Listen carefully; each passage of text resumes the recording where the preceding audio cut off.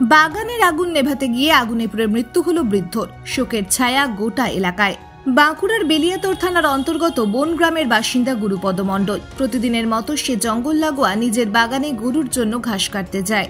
সেই মতো শুক্রবার ঘাস কাটতে গিয়ে ঘটে গেল এক ভয়ঙ্কর দুর্ঘটনার কবলে পড়ে শেষমেশ মৃত্যু হয় তার।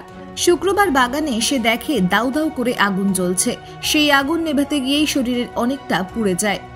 জানা গিয়েছে, ছেলে অদ্বৈত মণ্ডল জানিয়েছে প্রতিদিনের মতোই তার বাবাকে জল দিতে যেত, কিন্তু আজ জল দিতে গিয়ে আর জল খাওয়ানো হলো না তার। আগুনের মধ্যে পুড়ে পড়ে রয়েছে তার বাবা। ঘটনার খবর পেয়ে ঘটনাস্থলে আসে বেলিয়াতোড় থানার পুলিশ ও ফরেস্টের আধিকারিকরা। আহত ব্যক্তিকে বেলিয়াতোড় প্রাথমিক স্বাস্থ্যকেন্দ্রে নিয়ে যাওয়া হলে সেখানে তার অবস্থার অবনতি দেখে তাকে বাঁকুড়া সম্মিলনী মেডিকেল কলেজ ও হাসপাতালে পাঠানো হয়েছিল। সেখানেই চিকিৎসক তাকে মৃত বলে ঘোষণা করেন। ঘটনাটা ঘটলো বলতে, বাবা হয়তো গরু চড়াতে যায় প্রতিদিন।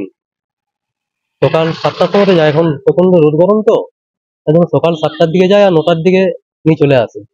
7টার সময়তেও দিতে যায় আর কি, 4টে গায়ে আছে, আর 2 ঘন্টা পর আবার নিতে যায়। সেই হিসাবে 2 ঘন্টা পর নিতে গেছি আমি, তখন দেখছি বাবা ওই জঙ্গলের ধারে আর কি পড়ে রয়েছে। মানে জঙ্গলের পাশে আপনাদের জমি? হ্যাঁ, জঙ্গলে আগুনটা লেগেছিল, তারপরে হয়তো আমাদের বাগান দিকে চলে আসবে ভাবে হয়তো নিমাতে গেছে। এবার তো আমি তো আর বাড়িতে ছিলাম না, সেভাবে কি হয়েছে এটা তো বলা সম্ভব নয় আমার পক্ষে। তারপর পুলিশ এবং ফরেস্টের লোক এসেছিল? হ্যাঁ, পুলিশ ফরেস্ট এসেছিল, পুলিশই নিয়ে গেল। প্রথমে বেলাতে হাসপাতাল নিয়ে যাওয়া হলো। বিলাতে হাসপাতাল নিয়ে যাওয়া হলো, তারপরে বাঁকুড়া মেডিকেলে। বাবার কি নাম? বাবার নাম গুরুপদ মণ্ডল, বয়স 67। এই যে জঙ্গলে অসাধু ব্যক্তিরা আগুন লাগাচ্ছে, তার ফলে এরকম দুর্ঘটনা, কি বলবেন? এই বিষয়গুলো নিয়ে পুলিশ প্রশাসন এবং ফরেস্টের জন্য পদক্ষেপ নেয় এটাই। কারণ এই মানে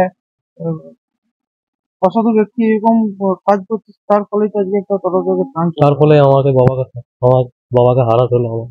ব্যুরো রিপোর্ট BN1 বাংলা।